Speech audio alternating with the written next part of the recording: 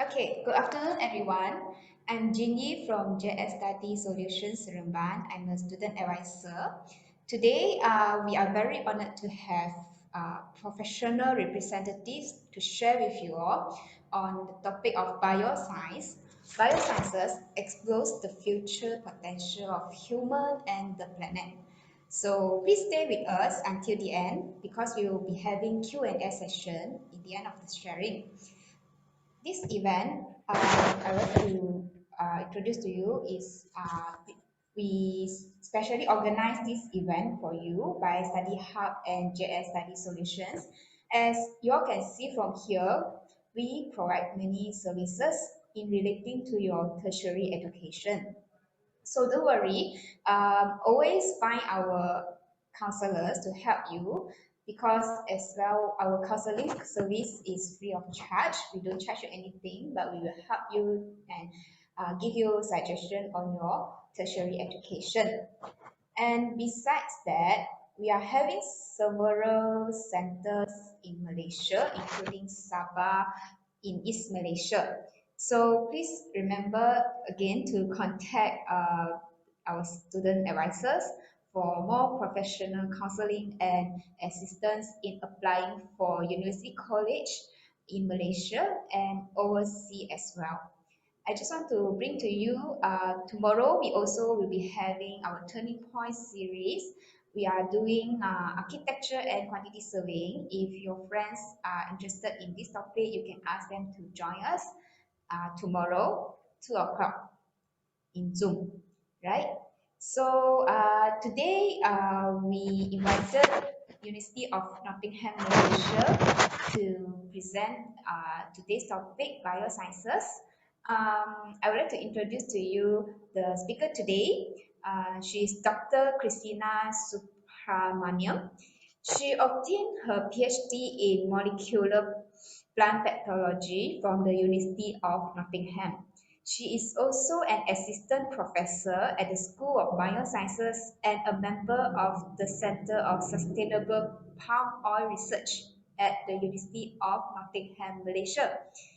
Prior to joining this university, Dr. Christina was the head of the research division at an international biotechnology company and was a principal scientist for field trials to determine the efficiency of organic waste composed to improve soil microbial populations in oil palm plantations. So without any delay, I will now pass the time to Dr. Christina from the University of Nottingham, Malaysia to share with you all about biosciences and how biosciences expose the future potential of human and the planet. So I welcome Dr. Christina. Thank you, Ginny. Thank you for the introduction. Let me share my screen. Give me a minute. Um, okay. Can everyone see my screen? Can you see it? Yes. Yes, okay, thank you. So, good afternoon, everyone. So, thank you for the kind introduction. So, my name is Christina. I've been teaching biosciences at the University of Nottingham. This is my 15th year. It's a bit long, actually, but we actually started as a very small campus, or rather a small population campus. And then we grew by leaps and bounds over the years. And now we're celebrating our 20th anniversary. I think we celebrated last year, if I'm not wrong. So today I want to speak to you about biosciences. I chose this topic, explores the future potential of human and the planet, because it is the science of the 21st century, and whatever that we're going to do from now on is going to be something to do with biosciences, right? So let's see what is it about, right? All right, hold on now, my slide is not changing.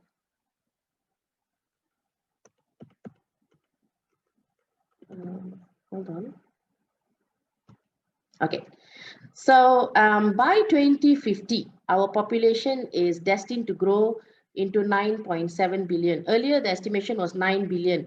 Now it's 9.7, and the numbers are still growing.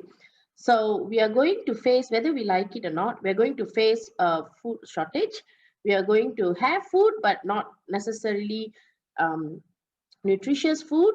And then there is a lot of case of antibiotic resistance going on, especially antibiotics taken by human as well as animals.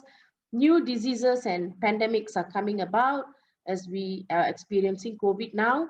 And on top of that, we have climate change effects. So when we look at the overall picture, it's all like doom and gloom, but actually we humans are the smartest species on earth, so we should be able to figure out what to do. Okay, so I'm going to leave my video, my screen video off because I think it'll affect the performance of my laptop. Okay, so sorry about that. So I was just setting the scene to share with you what biosciences is all about. It is not a new study. Before this, we know what is it known as biology, biochemistry, microbiology, and maybe human studies. But now it is all encompassed into this term called biosciences. So as I was saying, we are facing a lot of issues with the human population, but it's not just the human population. We are also facing natural disasters, where one side of the world we have lack of water, where plants are becoming weak and they are dying, and they are having trouble growing crops as food. And on the other side, like in our side of the world, we have lots of rain, thunderstorm, hurricane, and we uproot a lot of trees and crops.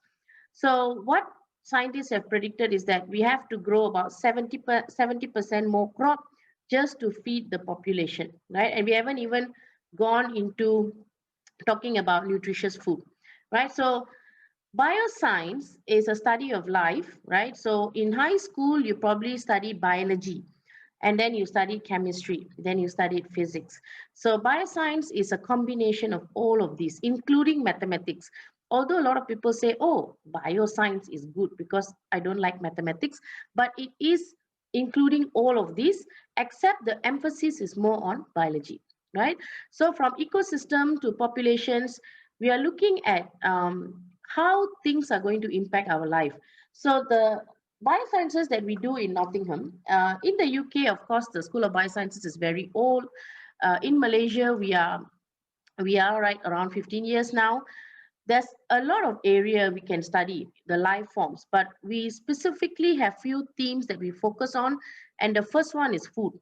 So food, not just in the plant studies, it's not studying to be a farmer, but studying food production as a whole, meaning can we have plants that can stand the weather outcomes in the future, meaning even if the temperature is 40 degrees Celsius outside, extremely hot, we still have green plants growing well.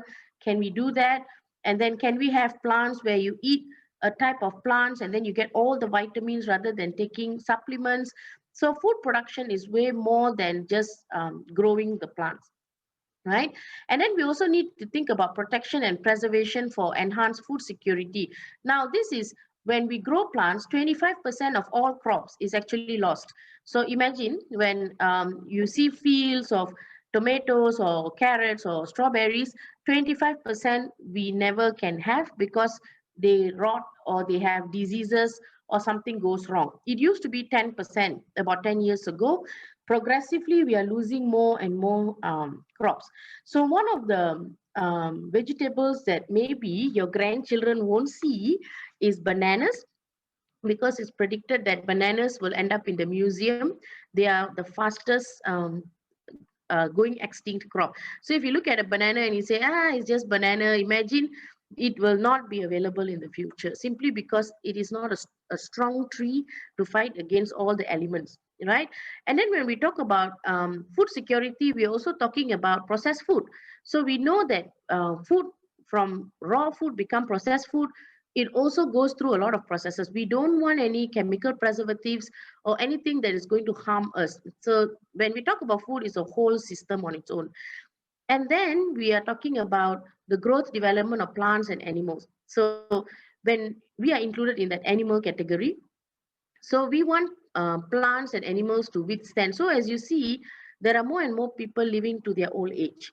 And what they don't want is being old and then being incapable of taking care of themselves. Is the same for plants, is the same for animals. So all these organisms want the best quality of life at any point of life. So biosciences is a field of study that sort of finds ways and means to make everything better, right? Can we improve the anti-aging factor? Can we improve the quality of meat in the animals? Can we improve the production of meat? Now we have meat, you don't even need a cow, but you can have the meat, right? So there's so many ways in which we can cut short the process, makes things more efficient, and most importantly, solve hunger, right? That's our main goal. We don't want anybody going hungry in any time of the day, right? So when we have too much to eat, we may end up with health and disease issues. So this is also part of biosciences, where we are increasingly trying to understand what diet is working for who. We know now that no one diet works for everyone, right? Those days they say, oh, eat like this, eat less carb, eat more carb. But every individual have their own set of DNA, and so you cannot follow somebody else's, or you cannot have a one size fits all, right? So this is what we learn now. Those days we didn't know. Everybody eat the same pyramid of food, right? And then we have newer understanding in medical and pharmaceutical. Now, if it is not for biosciences, we would not have a vaccine for COVID today, right? If you look at COVID vaccine, the Pfizer vaccine, it was the fastest vaccine to be designed in the history of mankind, because the vaccine didn't go through the normal vaccine process. It is an mRNA vaccine. It is a vaccine that is purely by design, and it is supposed to do one thing and one thing alone, which is increase our immune system. And because of the knowledge that we have in biosciences, we were able to make this fast, right? And once you've made the vaccine, you can continue to improve it. So we have some sort of hope now for COVID, right? And it's all due to the biosciences and the study and the importance of living organism, right?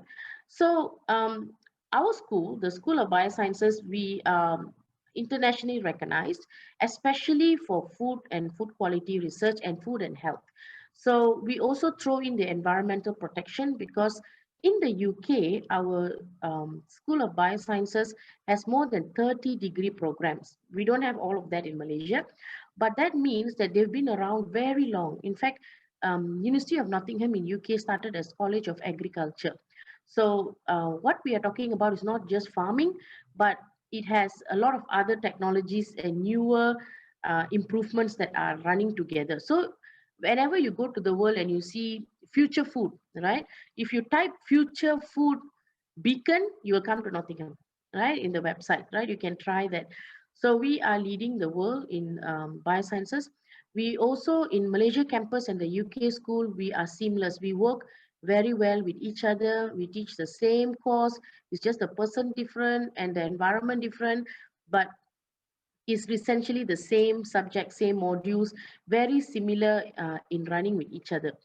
And then we have graduates which are armed with knowledge. I always tell the students, when you have a Nottingham degree and you go for an interview and you have other universities side by side, they always will put the Nottingham on top. Not because we are an old university or whether we are well known, is because we have something called a Nottingham edge, which means we teach our graduates a little bit more than what you will get in normal university. And that is how to cope with the real life situations, right? So this is an internal data in our faculty, Faculty of Science and Engineering. That's why you see FOSC here.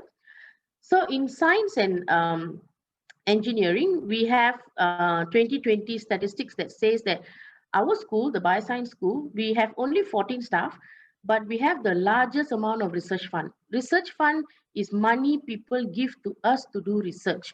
And we are about 40% of all the money in the University of Nottingham, Malaysia.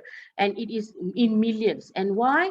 Is because our research is solving today's problem, right? We are not looking at solving the things that are, maybe 50, 60 years uh, going to come, or whether it's in the past. We are not doing historical.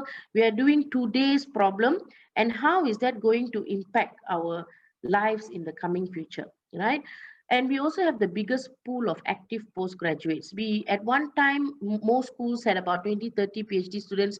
We always had 40 and above, right? This is not just students who are doing research with us due to the funding, but also students who walk in and want to do research with us. They know that they can get a job elsewhere in the world, right? We are ranked fourth in research publication. Now, someone asked, if you're so good, why you're not ranked first? It is because when you work with plants or living organism or animals or even microbes, you do microbiology, you grow the bacteria, you can't get the results today, right? It's not like engineering. You do something and you are sure to get a result in a few times down the road because they're all non-like living things. When you deal with living things, time is taken, right? So and yet we still publish in high impact factors. And for every one staff, we take care of three postgraduate students. So this is us. So I think you can spot me. I'm very easy to spot in this lineup. So there are 14 of us. Some of us have been around for since the school started in Malaysia, and we each of us, you see, all of us come in all shapes, size and colors. We are very unique in our research areas. You'll never find two people here who are doing the same research. So that shows our diversity, and the fact that we all work together, we achieve a lot more, right? So feel free to contact me or contact Susie or people in JS, and they will let you know more. Our individual profile is in our web page, right? If you want to know what actually we are doing, if you're curious, right? Now, what you're looking at is an aerial view of our School of Biosciences in the UK. Now, University of Nottingham in the UK got 4 campuses, and we actually take over an entire campus, which is Sutton Bonington. Why is it so big? Because we have the study building, we have the farm. So this is the study building, the main building. Then we have greenhouses, we have farms, we have dairy, we even have cows, goats, and horses. Once I was in the UK and I met a student who said she came to school in a horse, and I'm like, okay, we never hear that in Malaysia. We can always come by car. She said, I just parked my horse in the stable. I'm like, okay. I thought she was joking. So people who have horses bring it there for treatments because there's a vet clinic, and also there's brewing science. So they are doing biofuel, bioenergy, as well as fermentation technology like your yogurts and all that, right? It's a very well-known school. So this is the main building, and this is our building in Malaysia campus. Why I put them side by side is we are teaching biosciences almost, not almost, in fact, it's very similar to each other. So much so, whether you're in the UK campus or Malaysia campus, the syllabus is very same, right? So it is both the BSc Biotechnology and BSc Nutrition. These are our two courses. They are available in both campuses. So I wrote here outside of pandemic times because we don't know what to expect during the COVID. Before COVID, our students travel to UK in the second year. They still pay the Malaysian fees, but the requirement is they must get something like 55 and 60% in the first year, right? That means their minimum grade should be 55 to 60%, so that second year they are allowed to go to the UK. Now, the UK campus is very nice. They never told us a max. They never capped the number, but we normally have two-way transfer where UK students come to Malaysia, Malaysia students go to UK. So you can go for half a year or 1 year, right? So again, this is before COVID, right? So after COVID, until it's fully cleared, then only we can open this up again, right? It's a great way because if you apply to University of Nottingham in the UK directly using your A levels, it's going to be very tough to get in. But if you go through Nottingham, Malaysia, you can still experience the study, but in that middle year, right? So we work with a lot of external companies. So students who are here thinking about careers and they said, oh, we are going to do biosciences. I don't see enough jobs in the job street for me to apply for this course. I'm a bit worried whether I'll get a job. This is just a number of companies that we work with. Our list is way long than this. And remember, we have also a very good friendship with them, which means that we always ask them to take our students when they're looking for stuff, right? Our students are also superb, right? You come in, you will be in a pool of students which are all encouraging each other, they're helping each other, and they achieve, they aim for the best. So we have students who are award winning, you have resume competition, you have students who win Bioscience Prize. This is a UK prize, by the way, given by Oxford University Press from the UK. And then we have also students who win competitions in Malaysia, right? So there is a profile here. This is an alumni. If you want to contact her, you can always let me know, and then I can always talk to her. I'm extremely proud of her. She came as a degree student, and now she is working as a research and development manager. So her expertise is product development, policy, regulation, and commercial scientific research.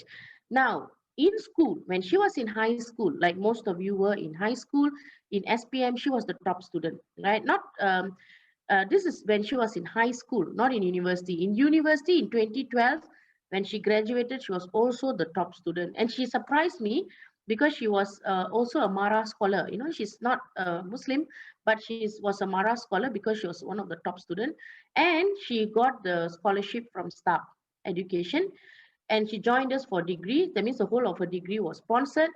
And then she did her final year project with me. So I was her supervisor, and we won the Syngenta Award, which is an award from the UK. And her project was 86. Her marks was 86 over 100, which is the highest mark for 10-year running. No one got more than that. And you're wondering why people don't get 90 and 100 in projects, because projects are extremely, extremely, extremely hard. And she has actually her record is still standing. And then she got her own funding. We worked together, but she got her own research grant. I didn't have to pay her anything. She got her own money, and she helped me get a grant worth 500,000. Right. So until today, we still work together. So in return, I sent her to Australia to present, and we work. So my partners are in Havis, and she's working there as well. We are developing solutions for the palm oil industry. Right. So coming to the program, right? Our bioscience programs, like I said, we have about 30 degrees in the UK, but we only brought down biotech and nutrition. We wanted to bring down other degrees. In fact, we have environmental science, but in Malaysia campus, environmental science belong to a different school, not biosciences. It belongs to the School of Environment and Geographical Sciences, right? So literally, we have three programs from UK, which is biotech, nutrition, and environmental science. Now, the three postgrad courses we have is the master's and the typical PhD, right? So if you're coming after SPM, you should be doing foundation in science. Foundation is offered by Foundation in Science, a different department. And then once you complete your foundation, then you come to do the biotechnology and the nutrition.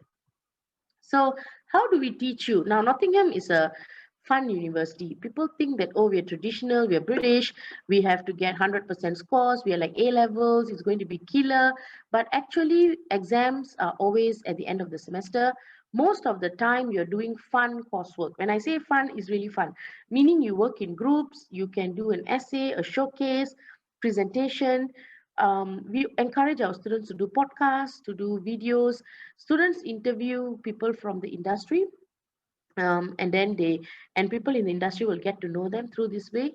So it's an experience, right? I will say doing your study is an experience, right?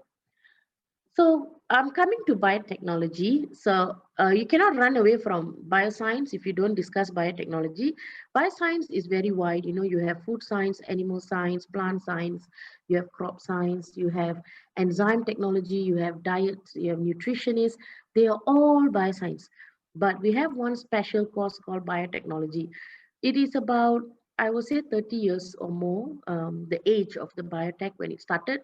But for any kind of sciences, it's still new, right? Everyone is asking what is biotechnology. Those days there were no internet, so people do not know where to find the definition. It is an interdisciplinary field of science. In fact, until today, it's hard to define what is biotech. I would say it's a biology or bioscience with technology as a tool, right?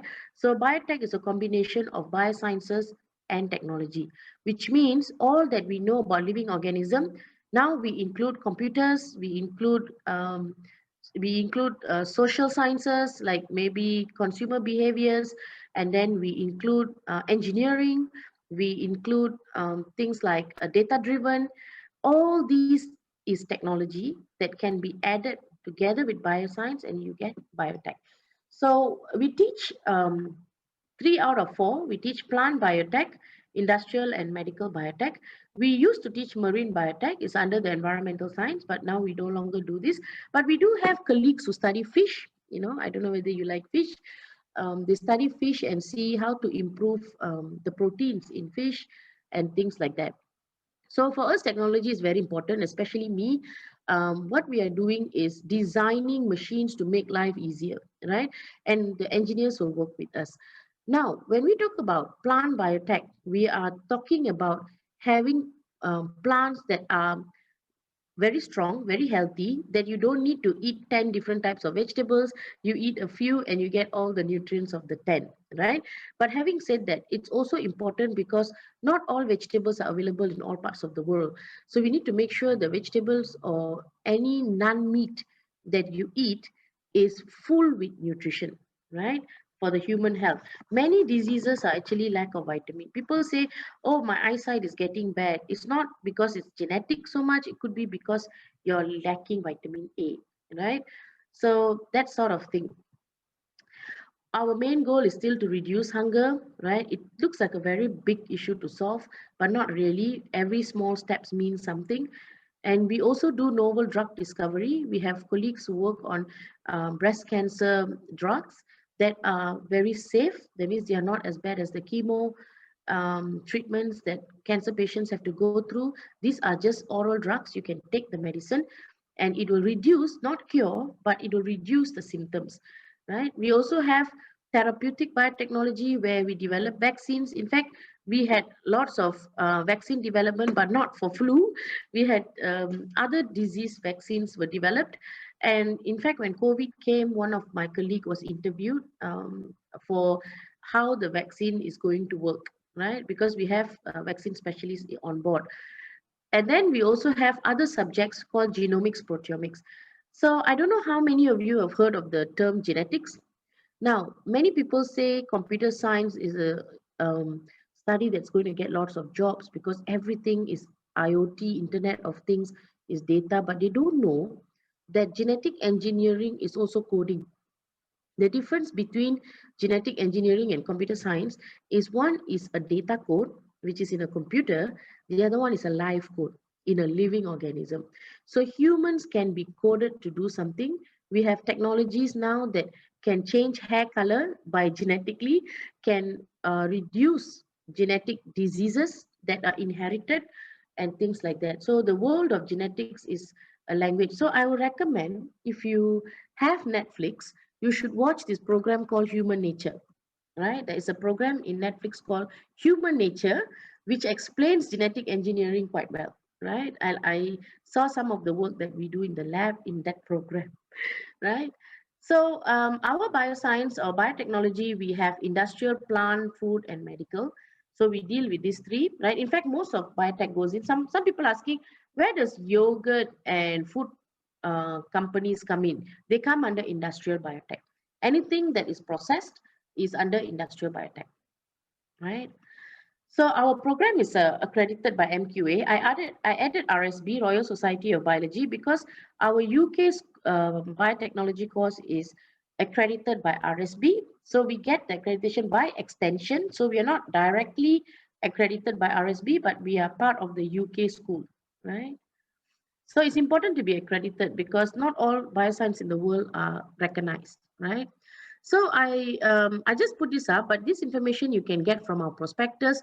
If you're coming with A levels, you should have a BBC, but I strongly recommend you to do foundation because it's not because foundation is easy, it's because foundation is tailor-made, right? It's tailor-made for our degree program. It teaches you a step before what we do in the degree. A levels is great if you're not decided where you're going actually.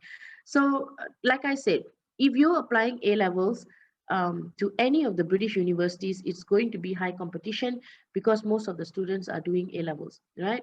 So, foundation is sort of a way the university helps the student to come in, right, and get accustomed. So, biotech career prospects, I have friends. Okay, by the way, I'm a biotech graduate year 2000. I was the millennium year biotech graduate. So you can imagine how old I am. So my friends, some have become scientists, some have become cancer researchers, some are plant scientists, some are developing animals that are so-called disease resistant, which means they are not so sick or they can't really get sick. They're not GM, They're just animals which are being trained to become healthier. And then I also have friends who are lawyers, right, and teachers. So the biotech study actually is kind of limitless. One of my friend is a forensic biologist. He actually, after his biotechnology degree, he became a policeman. He got into the sergeant level, and then he did his PhD in forensic science, right? Because he has the biotech background. So he was sent on a scholarship to the UK, and now he's back looking at crime scenes and things like that. So we have lots of students who are studying here. So you imagine we have over, at today, I think the count for our biosciences, I think we have more than 400 to 500 graduates out there who are in many industries. Some of them come back. Now, one student who's working in MSD, she's a medical liaison. She was our first batch of student. She started her love for microbiology, and then she climbed the ladder. And she's also giving a lot of talks on how to use your study to get a job, right? Okay, so I'm just going to go briefly on this. You have the video, or if you have the video, or you can talk to JS about more information. The confusion between biotech and biomedical science is so simple. Biotech, we have many species. Bioscience, only biomedical science, one species, which is human species. They only study humans, anything to do and everything to do with humans, while we biotech, we study other organisms, right? In the first year, I teach biomedical students microbiology. They come to my class, they go to my colleague's class for genetics. We are very strong in these areas. And then after that, second year onwards, their course is very different. They study pharmaceutical interactions, human development, human diseases. We, in bioscience or biotech, we study plants, crop, industrial food, medicine, and environment. Now, some are wondering, if you have medical biotech, what is the difference between medical biotech and biomedical science? Now, take COVID for an example. Biomedical science graduates are the one testing the human samples, whether it's blood sample or swab sample, to determine whether they have COVID or not, right? So that is biomedical science graduates.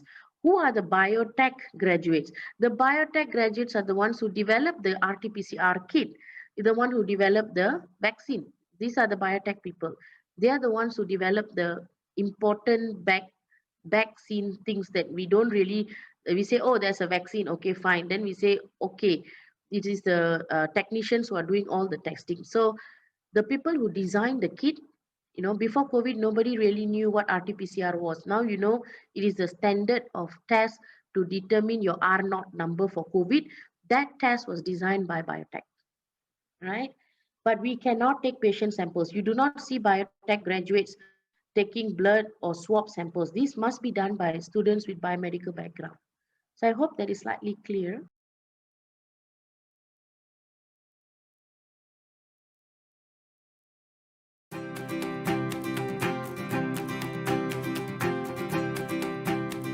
I'm Cindy, the alumni of the University of Nottingham Malaysia campus. I just graduated with a bachelor's degrees in biotechnology.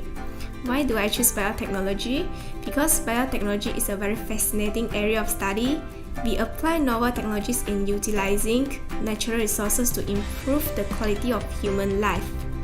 The lecturers here, they are very supportive and approachable. Although they encourage independent learning, but we know that they are always happy to provide guidance for us when necessary. I have met a lot of local and international friends in my school, and we have spent a lot of precious time together in lab. For the facilities wise, the university provide a lot of facilities for us, which we are not limited to just the facilities in our department. For example, my previous project was about nanotechnology, and I'm so lucky to have collaborated with the Department of Chemical Engineering to facilitate the completion of the project, which is a very good experience for me.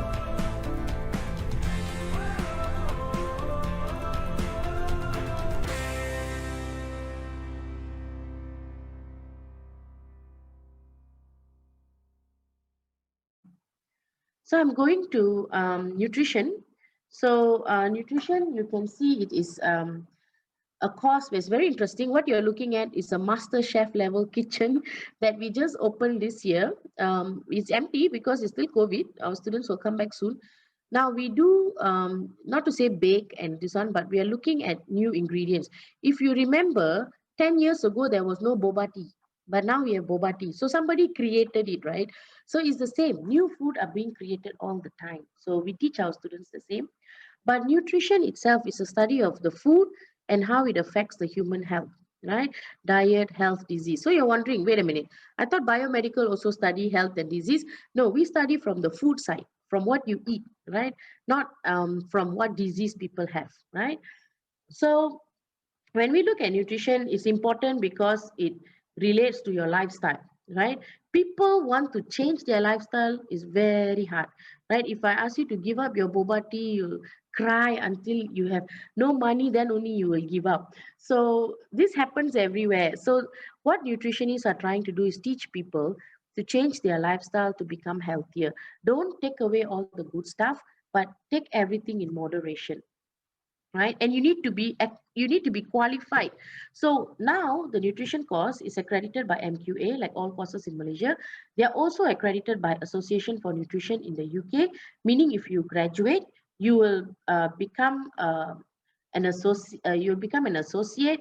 No, you won't be an associate, you'll be a graduate within the course. Then for to become a full associate, you need to work 3 years as a nutritionist, whether you're in UK, Malaysia, doesn't matter. Then you are accredited. That means you have a license. And then in Malaysia, they're also creating the same kind of license. It's called Allied Health Profession. All doctors, nurses, nutritionists, dietitians, even biomedical sciences, all the people related to human health must be licensed. This is very important because you don't want to take advice from a non-licensed nutritionist. You know, the kind that we find in internet. You know, there's a lot of internet nutritionists.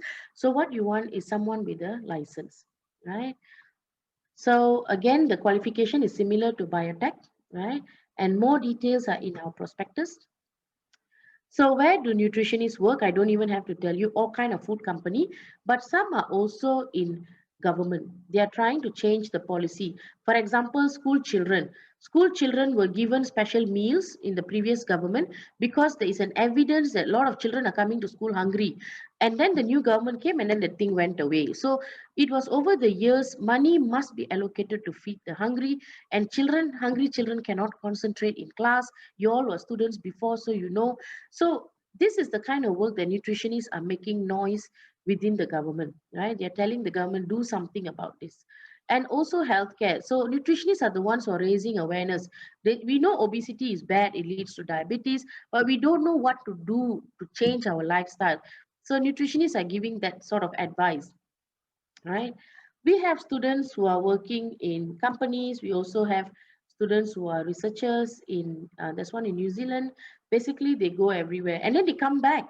They come back to campus. So if you're a student in Nottingham, you'll meet your alumni. They'll come and give you talks and advice and things like that. So another typical question that we face is the difference between a nutritionist and a dietetics. So a nutritionist will talk about people who are healthy and who want to become healthier, or people who want to change their lifestyle. Dietetics work with patients. So the big difference is dietitians work in the hospitals. They are doing tailor-made nutrition and diet for patients because the patient needs to, like for example, if you're a heart patient, you cannot eat a lot of cholesterol things. So they actually do with that. If you want to become a dietitian, but you do a nutrition degree, there is a possibility you become a nutritionist and then you do a master's in dietetics. Directly from the nutrition course, you cannot become a dietitian, right? So we have a lecturer in school. Just now you saw the video, Dr. Soma. She's a registered dietitian in UK and in Malaysia. She actually advised people on eating habits, right? So why should you study bioscience in Nottingham, whether it's biotech or nutrition, is because of not only we give you lectures and experience, we also give you industrial placement, we put you in the companies, we bring companies to you, and do remember a lot of our graduates are already working in these companies, so it's easy for us to match you up if you're looking for a career.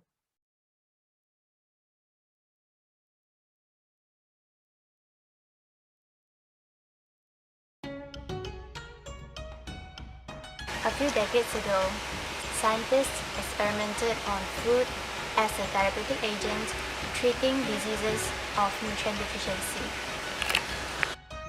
With the change of time, extensive research is now being done on food and diet to prevent non-communicable diseases.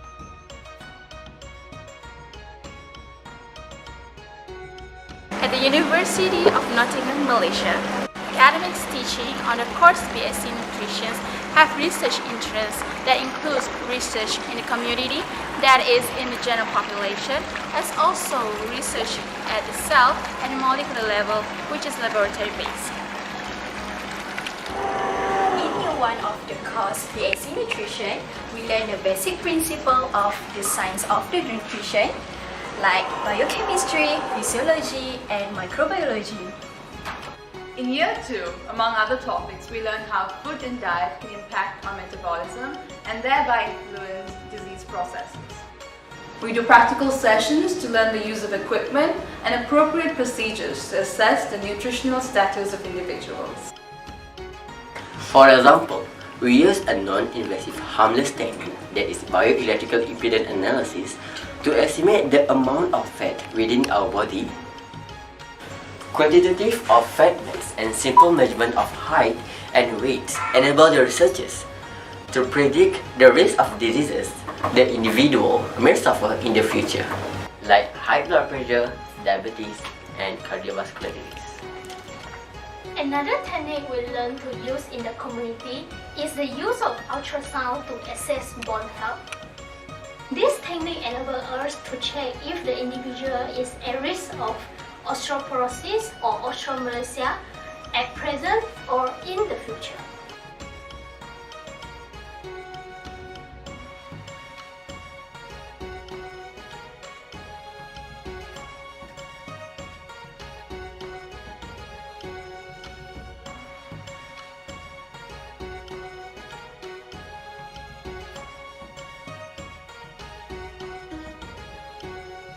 Under the supervision of Dr. Soma Mitra, we conduct research on musculoskeletal health in school children, and we also engage in reaching out to the elderly populations who live in home near to our campus.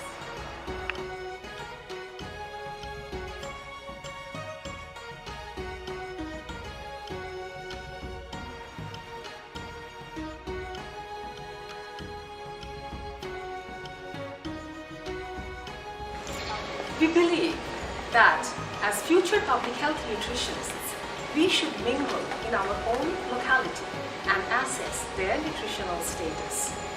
And in doing so, we will learn from our practical experiences of the importance of food and nutrition in health and in disease. We practice what our teachers preach.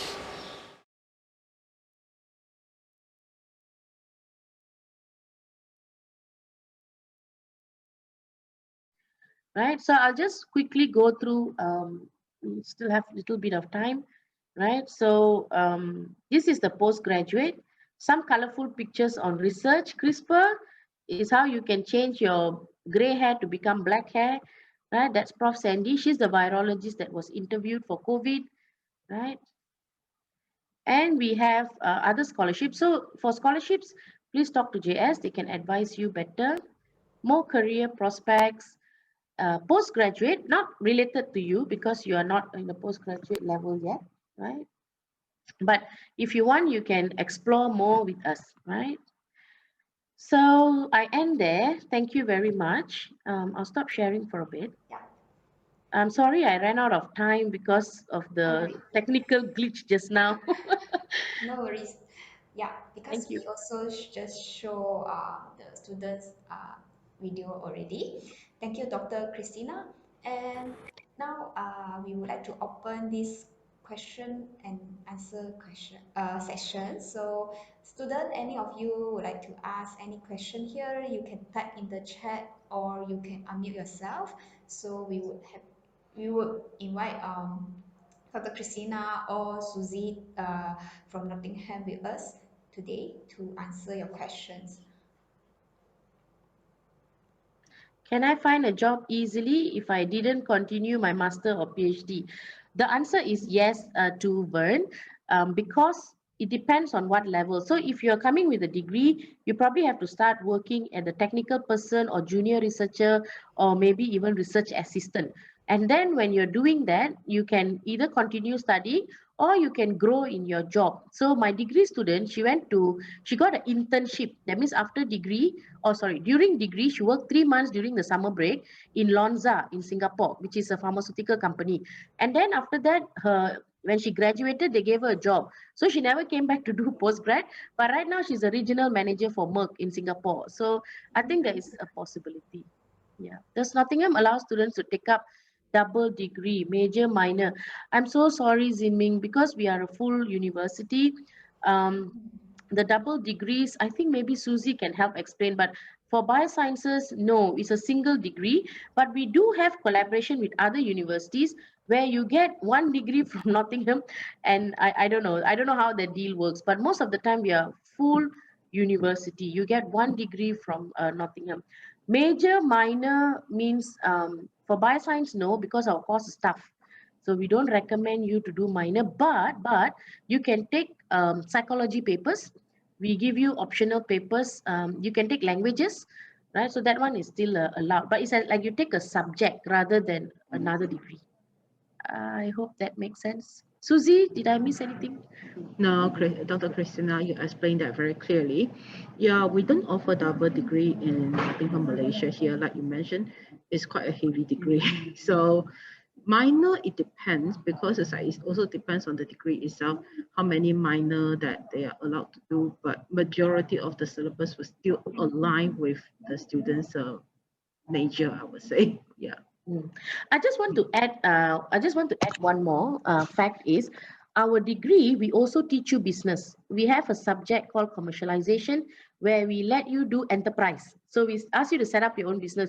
We tell students how boba came up. You design your own drink, for example. Which is nutritionally safe, no sugar, safe sugar, and things like that. So we do teach you other skills within biotech or bioscience. Yeah, I mean, for those students they're interested in the biotech, they still have to teach the commercial people how to buy the idea. So business is crucial. Yes. Student, if you have any more questions, you still can contact us. Or today, we are very glad that we have Dr. Christina and Susie with us from Nottingham, Malaysia. So before we end the session today, we will play a video, then we will end. So far, any of you, if you have more questions, you feel free to find us, the student advisors from Study Hub or JS Study Solutions, and we will be happy to guide you. And so far, we thank you, Dr. Christina and Susie. And then before we leave here, let me show you another video, and please stay with us.